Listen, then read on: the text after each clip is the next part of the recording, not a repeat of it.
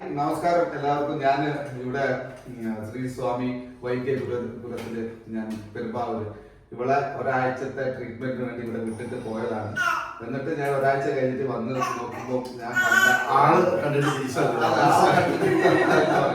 ആളെ കൂടിയൊക്കെ പിന്നെ അവിടെ സാധാരണ ഉണ്ടല്ലോ ഇങ്ങനെ ആക്കുന്ന ആള് ഭയങ്കര ചിരിച്ച് പ്ലസന്റ് ആയിട്ട്, എസ്പെഷ്യലി ഒരു ഓവർ തിങ്കർ ആണ്. അപ്പം അന്ന് വിട്ടിട്ട് പോയിട്ട് ഞാൻ വന്ന് കാണുമ്പോൾ എനിക്കൊരു സന്തോഷം. അപ്പൊ എല്ലാവരുടെ ഭാര്യമാരെ ഇങ്ങോട്ടേക്ക് വിട്ടോ കേട്ടോ. നിങ്ങൾക്ക് മുമ്പ് ചിരിച്ച് നല്ല സന്തോഷമായിട്ട് നിങ്ങൾക്ക് ജീവിതം ആസ്വദിക്കാൻ വേണ്ടി പറ്റും. അപ്പൊ പറഞ്ഞു എന്താന്ന് വെച്ചാല് ഇവിടെ വിട്ടിട്ട് പോയതാണ്. നല്ല കുട്ടിയായിട്ടൊക്കെ നിന്നായിരുന്നോ? പിന്നെ നല്ല കുട്ടിയായിരുന്നു. കൃത്യസമയത്തിന് എഴുന്നേക്കുക, കളരിയിൽ വരിക, പ്രാക്ടീസ് ചെയ്യുക, ട്രീറ്റ്മെന്റിന്റെ സമയത്തിന് കൃത്യമായിട്ടുണ്ടാവുക, അതുപോലെ കൃത്യസമയത്തിന് ഉറങ്ങുക, ഭക്ഷണം വളരെ കൃത്യമായിട്ട് ഭക്ഷണം കഴിച്ചു. ഭക്ഷണം എസ്പെഷ്യലി അവള് പ്രത്യേകം പറഞ്ഞിരുന്നു ഭക്ഷണത്തിന്റെ കാര്യം. പിന്നെ ഈ എന്താ പറയാ, എരിവും പുളിയും അങ്ങനെയൊന്നും ഇല്ലാതെ, പിന്നെ ചായക്ക് മധുരം ഇല്ലാതെ അവൾ ആദ്യം അവള് ചായ കുടിക്കാറില്ല. പ്രത്യേകിച്ചും മധുരം ഇല്ലാതെ നല്ല മധുരം ഇട്ടിട്ടേ അവള് പഞ്ചസാര നിരോധിത മേഖലയാണ്. തീർന്ന് മധുരം കട്ട് കേട്ടോ. വീട്ടിൽ പഞ്ചസാര ഫുൾ പഞ്ചസാര കട്ടായിരുന്നു ഒരാഴ്ച കേട്ടോ. സാധാരണ എല്ലാവരും വന്നിട്ട് പെട്ടെന്ന് തന്നെ അപ്പൊ തന്നെ ശരിയാക്കിയിട്ട് കുട്ടികൾ ഞാൻ നേരത്തെ കണ്ടാണ്. അവിടെ നിന്ന് വന്നിട്ട് ഒരാള് ഓടിയിട്ട് വന്നിട്ട് നടക്കാൻ പറ്റാതെ വയ്യാന്ന് പറഞ്ഞ ആള് അപ്പൊ തന്നെ എന്നിട്ട് ഓടി. അങ്ങനെയും ചെയ്യും ചിലർക്ക്. അപ്പൊ ഇവരുടെ നോക്കിയപ്പം ഇവർക്ക് ഇച്ചിരി നീർക്കെട്ടാണ്. അപ്പൊ കുറച്ച് ദിവസം ഇവിടെ കിടന്ന് ഇവിടുത്തെ ഒരു അതിഥിയായിട്ട് നിങ്ങൾ ഇവിടെ നിൽക്കൂ എന്ന് പറഞ്ഞതിന്റെ പ്രകാരം ഇവിടെ ഒരാഴ്ച ആദ്യത്തെ ദിവസം വിളിച്ചിട്ട് ഇവിടെ ആദ്യത്തെ ദിവസം രണ്ടാമത്തെ ദിവസമാണല്ലോ പറയാം. ആദ്യ ദിവസം വന്നിട്ട് പരിചയം, രണ്ടാമത്തെ ദിവസം ഞാൻ ഞാൻ ഇറങ്ങി ഓടില്ല.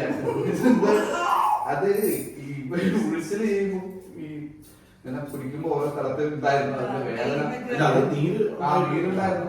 അത് പതിയെ പതിയെ ഓരോ ദിവസവും അതിന് മാറി. ഒരു 4-5 ദിവസമൊക്കെ എനിക്ക് ആ വേദനയൊക്കെ പോയി കേട്ടോ. ഇപ്പൊ നല്ല സുഖമാണ്. അങ്ങനെ പറഞ്ഞു ഡോക്ടർ. അപ്പൊ എന്തായിരുന്നു ആക്ച്വലി അവളുടെ മെയിൻ ആയിട്ടുള്ള നീർക്കെട്ട് തന്നെയായിരുന്നു മെയിൻ പ്രശ്നം. എന്തായാലും നീർക്കെട്ട് നല്ല രീതിയിൽ കുറഞ്ഞിട്ടുണ്ട്. ഒന്ന് ആളുടെ വിശ്രമം, പിന്നെ നമ്മുടെ ചികിത്സയും. ഇനി മുന്നോട്ട് പ്രോപ്പർ ആയിട്ട് ഡയറ്റ് നോക്കുക. 1 മാസം കഴിയുമ്പോൾ ഒന്ന് റീവിസിറ്റിന് വരണം. അതിപ്പോ 1 മാസം ഒന്നും കഴിയുന്നില്ല. ഇടയ്ക്ക് ഒരു സ്ഥലം ഇഷ്ടപ്പെട്ട് കഴിഞ്ഞാൽ അവൾ ഇടക്കിടക്ക് അവിടെ ചെയ്യാറുണ്ട്. ഫാമിലി മെമ്പറായിട്ട് എപ്പോ വേണേലും വരാം. പേഷ്യന്റ് ആയിട്ട് വരണമെന്നില്ല. ഒരു ഔപചാരികമായിട്ട് അങ്ങനെ പറയുന്നതല്ല. ഒരുപാട് പേര് അങ്ങനെ വീട്ടിൽ എന്തെങ്കിലും ഒരു പെട്ടെന്ന് ഒരു വിഷമം ഉണ്ടാകുമ്പോഴും അല്ലെങ്കിൽ ഒന്ന് മനസ്സ് ഇതാകുമ്പോഴൊക്കെ ഓടി വരും. ഓടി വന്ന് ഒരു ദിവസം താമസിച്ച് കാസർഗോഡ് നിന്ന് തിരുവനന്തപുരത്തു നിന്നൊക്കെ അങ്ങനെ വരുന്ന ആൾക്കാർ. ഇനിയിപ്പോ എന്താവുന്നറിയോ, വീട്ടിൽ നിന്ന് എന്തെങ്കിലും അടിയിട്ടാക്കി കഴിഞ്ഞാൽ ഞാൻ ഇവിടെ വന്ന് നോക്കേണ്ടി വരും. പോവാനൊരു സ്ഥലം കിട്ടാൻ വേണ്ടി നിൽക്കുവാണ് അവള് അല്ലേ? അപ്പൊ നിങ്ങൾക്ക് ഇനി ഇവിടെ വന്ന് നോക്കാം. അല്ല, ഇത് തന്നെയാണ് നമ്മള് ഈ ഗുരുകുലത്തിന്റെ ഒരു പ്രത്യേകത എന്ന് പറഞ്ഞാൽ സാധാരണ വന്നിട്ടുള്ള വന്നിട്ട് ഇവിടെ ഓരോ ആശ്രയമായി കരുതുന്ന ആൾക്കാർ കുറെ ഉണ്ടെന്നാണ്. അത് പിന്നെ എല്ലാവരും അച്ഛൻ എന്ന് വിളിക്കുന്ന ഗുരുക്കളുടെ ആ ഒരു സ്നേഹമായിരിക്കാം, അമ്മ എന്ന് വിളിക്കുന്ന ഭാര്യയുടെ അല്ലെ, ഇവരുടെ ആ ഒരു കരുതുന്ന എല്ലാരെയും മക്കളെ പോലെ അല്ലെങ്കിൽ അവരുടെ സ്വന്തം ആൾക്കാരെ പോലെ കൊണ്ടു നടക്കുന്നതുകൊണ്ട്, അല്ലെങ്കിൽ അവരുടെ വേദനകൾ, ശരീരത്തിന്റെ വേദന മാത്രമല്ല മനസ്സിന്റെ വേദനയും കൂടി അവര് കേട്ട് അതിനുള്ള പരിഹാരങ്ങൾ അല്ലെങ്കിൽ അതിനുള്ള സൊല്യൂഷൻസ് കൊടുത്ത് ഇവിടെ ആശ്രയിച്ച് നിൽക്കുന്ന കുറെ ആൾക്കാരുണ്ട്. അതൊക്കെ പറഞ്ഞറിയിക്കാൻ അല്ലെങ്കിൽ ആർട്ടിഫിഷ്യലായിട്ട് ഉണ്ടാക്കാൻ പറ്റില്ല. അതൊക്കെ മനസ്സോടെ ഉണ്ടായി വരേണ്ട ഒരു സംഗതിയാണ്. അത് നേരിട്ട് ഞങ്ങൾ കണ്ടിട്ടുണ്ട്. ഇവിടെ സ്ത്രീകൾക്കുള്ള പ്രാധാന്യം ശ്രദ്ധിച്ചിരുന്നു. പ്രധാനമായിട്ട് ഈ കളരിയില് എനിക്കങ്ങനെ അറിയില്ല. നമ്മള് കളരിയില് പോയിട്ടില്ലല്ലോ ആദ്യമായിട്ട്. അപ്പൊ അങ്ങനെ ഒരു ദിവസം എല്ലാവരുടെയും ആൺകുട്ടികൾ പെൺകുട്ടികളുടെ കാല് തൊട്ട് അനുഗ്രഹം വാങ്ങും. നമ്മുടെ ഇവിടെ നിയമമാണ് സ്ത്രീകളെ ബഹുമാനിക്കുക. എന്റെ കാലം തൊട്ട്. അപ്പൊ ഞാൻ അത് എനിക്കറിയില്ലല്ലോ തൊട്ടപ്പോ അവര് പറഞ്ഞു അവിടെ കുട്ടികളാണെങ്കിലും പെൺകുട്ടികളെ തൊട്ടുള്ള ചെറിയ കുട്ടികളുണ്ട്, പെൺകുട്ടികൾ രാവിലെ വരുന്നത് അവരുടെ കാലം തൊട്ട്. അത് അമേരിക്കയിൽ ഇഷ്ടപ്പെട്ടല്ലേ? കാരണം ഇതിന് മുമ്പ് കണ്ടിട്ടുള്ളത് എവിടെയാണെന്ന് അറിയാമോ? നേവൽ ബേസിൽ ഞാൻ ഫ്രണ്ടിലൂടെ പോയപ്പോ ഇതുപോലെ ആയിരുന്നു. അവര് സ്ത്രീകളെ പ്രത്യേകം കാല് തൊട്ടുള്ളൊന്നുമല്ല, സ്പെഷ്യലി റെസ്പെക്ട് ചെയ്യും. അടുത്ത ഒരു ഓഫീസറിന്റെ കൂടെ പോവാണെങ്കിൽ സ്ത്രീകൾക്ക് സ്പെഷ്യലി ഒരു സെലിബ്രിറ്റി കൊടുക്കും. ഈ ചടങ്ങ് മിസ് ചെയ്യുകയോ വീട്ടിൽ പോയാൽ? ഇതൊരു ഒരു ചടങ്ങ് തന്നെയാണ് ഇത്. മിക്കവാറും നാളെ രാവിലെ എഴുന്നേറ്റ് വാ തൊട്ട് തോന്നിട്ട് സാധാരണ നമ്മളൊക്കെ കാണുന്നത് കല്യാണം കഴിഞ്ഞ് രാവിലെ ചായയും കൊണ്ട് ഭാര്യ വന്ന് ഭർത്താവിന്റെ കാല് വന്നിക്കുന്നതല്ല. ഇത് നാളെ മുതൽ നേരെ മാറും. ഹലോ, മനുസ്മൃതിയിൽ പറയുന്നുണ്ട്, എവിടെ സ്ത്രീ പൂജിക്കപ്പെടുന്നു അവിടെ ഈശ്വര സാന്നിധ്യം വീട്ടിലെ വിളക്ക് ദേവിയാണല്ലോ. ഇവിടെ തൊട്ട് നമസ്കരിക്കണം എന്നൊന്നുമില്ല, നമ്മള് മനസ്സുകൊണ്ട് ബഹുമാനിച്ചാൽ മതി. അത് മതി. അല്ലാണ്ട് ഇപ്പൊ ബസ്സില് കാണുന്ന എന്താണ് വീഡിയോ എടുത്ത് അല്ലെ, ഇപ്പൊ നടന്ന വീഡിയോ എടുത്ത് ഇത് ഒരാളെ തേജോവധം ചെയ്യുന്നതും സ്ത്രീ തന്നെയാണ്. അതെന്ന് വെച്ചാൽ നമുക്ക് എല്ലാ സ്ത്രീകളെയും ബഹുമാനിക്കുക എന്ന് പറഞ്ഞാല് ബുദ്ധിമുട്ടാണ്. ആ സ്ത്രീക്ക് ഇപ്പൊ ബഹുമാനം കിട്ടുന്നുണ്ടോ? ഇല്ല. അപ്പൊ എല്ലാവരുടെയും പ്രവൃത്തികൾ ഓട്ടോമാറ്റിക്കായിട്ട് അല്ലെ ബഹുമാനങ്ങളെല്ലാം കിട്ടും. അതൊരു നല്ലൊരു സാധനമായിട്ട് എനിക്ക് തോന്നുന്നു കേട്ടോ. അപ്പൊ എല്ലാവരും പരീക്ഷിക്കട്ടെ, രാവിലെ എഴുന്നിട്ട് കുടുംബജീവിതം നന്നായിട്ട് പോകും. അപ്പൊ എങ്ങനെയാണ് നിന്റെ അനുഭവം? പറ. എനിക്ക് നല്ല അനുഭവമായിരുന്നു. ഭക്ഷണത്തിന്റെ ഭക്ഷണമായിരുന്നു, ഒരുപാട് എണ്ണയൊന്നും ചേർക്കാണ്ട് ഒത്തിരി വറുത്തും പൊരിച്ചും. മത്തങ്ങ കുത്തി പറഞ്ഞു. മത്തങ്ങ കുത്തി പറഞ്ഞ അത് എനിക്ക് ഫോട്ടോ അയച്ചു വൈകുന്നേരം. ഞാൻ പുതിയ ദൈവം ഇനിയിപ്പൊ ഞാൻ പോയിട്ട് ഒരാഴ്ച കിടന്നാലോ? അല്ല, അത് അങ്ങനെ അയച്ചുതരായിരുന്നു. സാധാരണ കുക്ക് ചെയ്യുന്നവർ കാണാൻ അയച്ചു വീട്ടിൽ കുക്ക് ചെയ്യുന്ന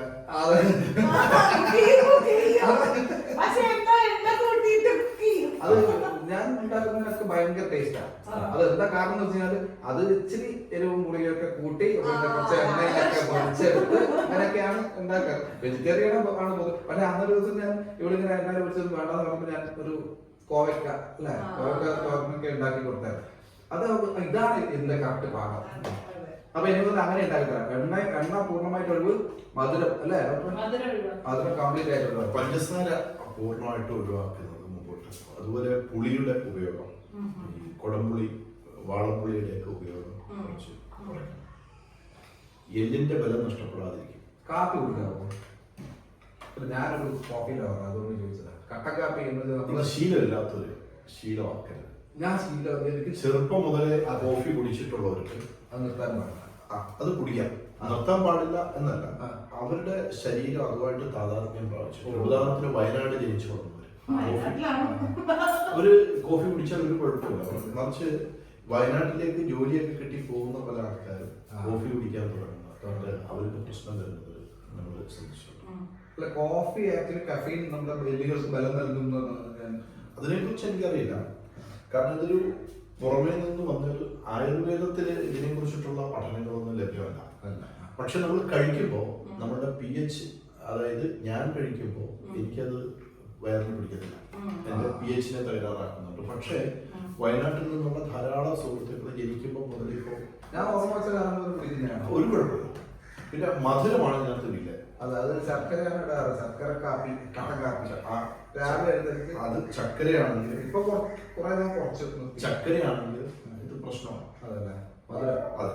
പിന്നെ ഈ മരപ്പട്ടി കാപ്പി, കാപ്പിയില് മരപ്പട്ടി കാപ്പി കരിപ്പട്ടി മരപ്പട്ടി കാപ്പി അത് വയനാടുകാർ പറഞ്ഞ് കേട്ടിട്ടുള്ള ഒരു വാക്കാണ്. ഈ മരപ്പട്ടി വന്നിട്ട് ഇതിന്റെ പഴം കഴിച്ചിട്ട് അത് പിന്നെ അതിന്റെ വിസർജ്യത്തോടു കൂടി പോകുന്ന കുരു എടുത്ത് വറുത്ത് ഉണ്ടാക്കാം. അത് നല്ല വിലയാണ്. അത് മരപ്പട്ടി കാപ്പി എന്ന് അത് പറയും. യുവാക്കെന്നോ അങ്ങനെ എന്തോ ഒരു പേര് വേറെ.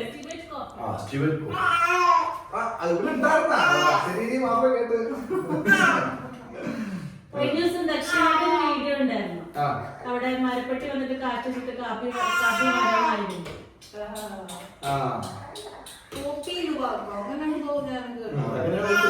ലോകത്ത് ഏറ്റവും വിലപിടിച്ച. അപ്പൊ ഇതെന്തായിരിക്കും? ഒരുപക്ഷെ ഈ കോഫിക്കകത്തുള്ള ഏതെങ്കിലും ഒരു ഘടകത്തിനെ ഇതിന്റെ ദഹനരസങ്ങൾ സംസ്കരിക്കുന്നു അതുകൊണ്ടായിരിക്കാം. അങ്ങനൊരു കാര്യമുണ്ട്. എന്തായാലും ഈ ശീലങ്ങൾ നമുക്ക് നല്ല ശീലമുണ്ട്, ചീത്ത ശീലമുണ്ട്. അത് പറഞ്ഞു നിങ്ങൾ വെജിറ്റേറിയൻ. ഞാനൊരു വെജിറ്റേറിയൻ ആണ് ആക്ച്വലി. ജനിച്ചപ്പോൾ മുതൽ വെജിറ്റേറിയൻ ആണ്, ഇതുവരെ മുട്ട പോലും കഴിക്കാത്തൊരു വ്യക്തിയാണ്. അപ്പം ഇവള് ഇടയ്ക്ക് നോൺ വെജ് നിർത്തിയിട്ട് വെജിലോട്ട് മാറി, ഇപ്പൊ നോൺ വെജ് കഴിക്കാതെ. അപ്പൊ അങ്ങനെ ചെയ്യാൻ പാടില്ല, ശീലം അല്ലേ? അങ്ങനെ പെട്ടെന്ന് നോൺ വെജ് ആയ ഒരാൾ പെട്ടെന്ന് വെജ് ആവാൻ പാടില്ല. അങ്ങനെ ചെയ്യാൻ പാടില്ല. നമുക്ക് സാമ്യം എന്ന ആഹാരങ്ങളുണ്ട്, തലമുറകളായിട്ട് നമ്മുടെ ശരീരത്തിനെ സൃഷ്ടിച്ച വസ്തുക്കളുണ്ട്. അതിനെ ഒറ്റയടിക്ക് നമ്മൾ ഉപേക്ഷിച്ചിട്ട് അങ്ങനെ ചെയ്യാൻ പാടില്ല. അതെ, പാരമ്പര്യമായിട്ട് വെജിറ്റേറിയൻ ആയിരിക്കുന്ന ഒരാൾ പെട്ടെന്ന് നോൺ വെജിറ്റേറിയൻ ആയാലും തലമുറകൾ അയാൾ ആ രീതിയിൽ പോയാലേ അത് ശരീരം അംഗീകരിക്കും. ഞാൻ വെജിറ്റേറിയൻ ആയിട്ട് തന്നെ തുടരാം, നീ നോൺ വെജിറ്റേറിയൻ. ഈ മരുന്നുകൾ ആഹാരം പോലെ കഴിക്കുന്ന ഒരു കാലഘട്ടത്തിൽ നമ്മൾ പഠിപ്പിച്ചത് ആഹാരത്തിനെ മരുന്ന് പോലെ കഴിക്കണം, അല്ലെങ്കിൽ ആഹാരം തന്നെയാണ് മരുന്ന്. ഇവിടുന്ന് പോകുമ്പോൾ ഓർത്തിരിക്കേണ്ട ഏറ്റവും പ്രധാനപ്പെട്ട ഒരു കാര്യം അതാണ്.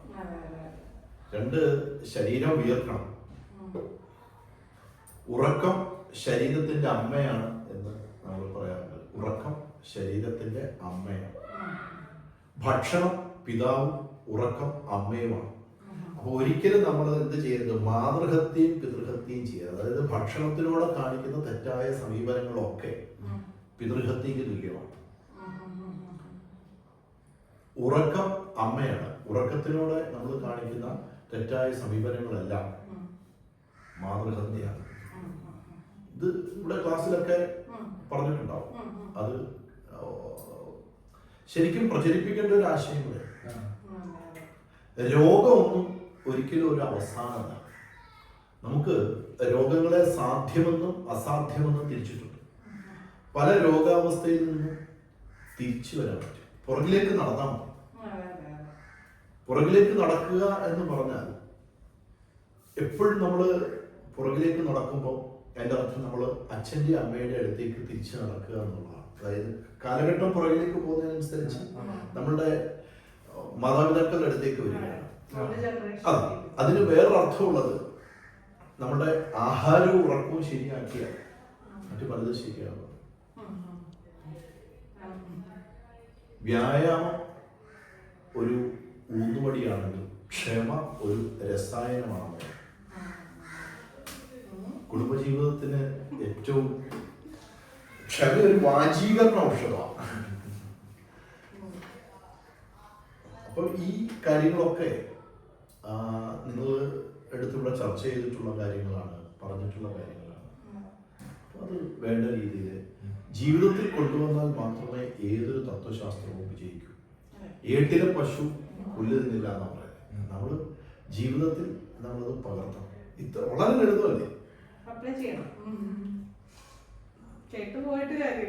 അല്ല, അത് ചെയ്തു 7 ദിവസം പ്രായത്തിന്റെ വ്യത്യാസം തോന്നിക്കുന്നു. പ്രായം കൂടിയോ കുറയ്ക്കോ എന്ന് ചോദിക്കരുത്.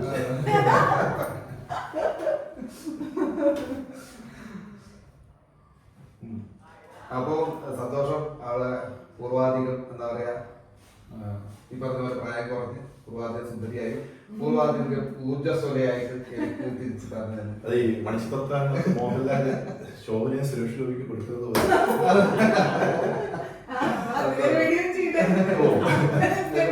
ഞാൻ ചെയ്തിട്ടുണ്ടായിരുന്നു ട്രോള് വീഡിയോ പോലെ ഒരു വീഡിയോ ഇട്ടേ. അതിന് ഞാൻ വോയിസ് ഒക്കെ കേട്ടിട്ട് അങ്ങനെ ഇട്ടേ. അപ്പൊ സന്തോഷം. രണ്ടുപേരെയും കണ്ടതിൽ സന്തോഷം. അപ്പൊ പിന്നെ എന്താണ് പറയാനുള്ളത് വെച്ച് കഴിഞ്ഞാൽ, ഞങ്ങള് മനസ്സോടെ, ഞങ്ങളുടെ മനസ്സ് നിറഞ്ഞ് സന്തോഷത്തോടു കൂടിയാണ് ഞങ്ങൾ ഇവിടെ നിൽക്കുന്നത്. ഒരാഴ്ച മുമ്പേ ഉണ്ടായിരുന്ന ആളല്ല എനിക്ക് തിരിച്ച് കിട്ടിയിരിക്കുന്നത്. അവളുടെ ഒരു ലൈക്ക് ഓരോ പ്രസറിപ്പൊക്കെ ഇങ്ങനെ മീൻസ് എപ്പോഴും ചിന്തയും ബോഡി പെയിൻ അതൊക്കെ സ്വാഭാവികമായി ഉണ്ടാകുന്ന ആ ഒരു സ്ട്രെസ്സും കാര്യങ്ങളൊക്കെ കാരണം അവൾ അങ്ങനെ ഒരു ഇതായിട്ടുണ്ടായിരുന്നു. ആ ഒരു ഊർജ്ജസ്വലതയും ഇതും ഒക്കെ ചിരിയും കളിയും ഒക്കെ പെട്ടെന്ന് ആക്റ്റീവായിട്ടുള്ള ഒരാളെ എനിക്ക് തിരിച്ച് കിട്ടി. അപ്പം ധൈര്യമായിട്ട് എനിക്ക് റെക്കമെൻഡ് ചെയ്യേണ്ട ഇത്രയും വീഡിയോ കാണുമ്പോൾ തന്നെ നിങ്ങൾക്ക് മനസ്സിലാവും എന്താണ്. നമ്മൾ വന്ന ഒരു സംശയത്തോടു കൂടി വന്ന ആൾക്കാരാണ്, ബാക്കിയുള്ളവരുടെ അഭിപ്രായങ്ങളൊക്കെ കേട്ടു. പക്ഷേ ഇപ്പൊ നമ്മൾക്ക് നേരിട്ട് ബോധ്യപ്പെട്ടിരിക്കുകയാണ്. ഒരാഴ്ചത്തെ ആ ഒരു ട്രീറ്റ്മെന്റും ഇവിടുത്തെ പിന്നെ ആ ഒരു സ്നേഹവും കരുതലും കൊണ്ട് തന്നെ ശ്രീ സ്വാമി വൈദ്യ ഗുരുകുലം പെരുമ്പാവൂർ ഇവിടെ വന്നിട്ടുള്ളവർക്ക് എല്ലാവർക്കും കിട്ടിയിട്ടുള്ള ആ ഒരു എന്താ പറയാ റിക്കവറി, അല്ലെങ്കിൽ ആ വേദനയിൽ നിന്നുള്ള മോചനവും എല്ലാം നമ്മളും കൂടി അനുഭവിച്ചിരിക്കുകയാണ്. Thank you very much. ഇതൊരു പ്രൊമോഷണൽ വീഡിയോ അല്ല, ഞങ്ങൾ ഇവിടുന്ന് സംസാരിക്കുന്നത് വളരെ ലൈവായിട്ട് നമ്മൾ സംസാരിച്ചത് വെറുതെ ആയിട്ട് എടുത്തിരുന്നതാണ്. Okay, thank you. അതെ, താങ്ക് യു. ഞാൻ 8 വർഷമായിട്ട് പെടലിക്ക് പ്രശ്നമായിട്ട് ഒരുപാട് ഡോക്ടേഴ്സിനെ കണ്ട് സർജറി ഒക്കെ പറഞ്ഞ ആളാണ്. ഗുരുവിനെ വന്ന് കണ്ടു. ഒറ്റ ട്രിപ്പിൽ തന്നെ എന്റെ രോഗം ഭേദമായി 3 വർഷം മുമ്പ്. അത് കഴിഞ്ഞ് ഞാൻ കണ്ടിന്യൂസ് പഥ്യവും കാര്യങ്ങളൊക്കെ നോക്കുമായിരുന്നു. പിന്നെ പെട്ടെന്ന് നമ്മൾ തന്നെ റൊട്ടീൻ തെറ്റിച്ച് പോയി കഴിഞ്ഞപ്പോൾ കഴിഞ്ഞ പ്രാവശ്യം വന്നപ്പോൾ ഗുരുക്കൾ എന്നോട് പറഞ്ഞു 7 ദിവസം അഡ്മിറ്റ് ചെയ്താൽ നിനക്ക് ഈ രോഗം പൂർണ്ണമായിട്ടും വന്നതിലൊക്കെ പൂർണ്ണ ആരോഗ്യവതിയായിട്ടാണ് ഞാൻ നാളെ തിരിച്ചു പോകുന്നത്. വളരെ കോൺഫിഡൻസോടുകൂടി, തീർച്ചയായിട്ടും വളരെ സംതൃപ്തിയോടുകൂടി ഉള്ള ഒരാളുടെ വാക്കുകളാണ് നിങ്ങൾ കേൾക്കുന്നത്.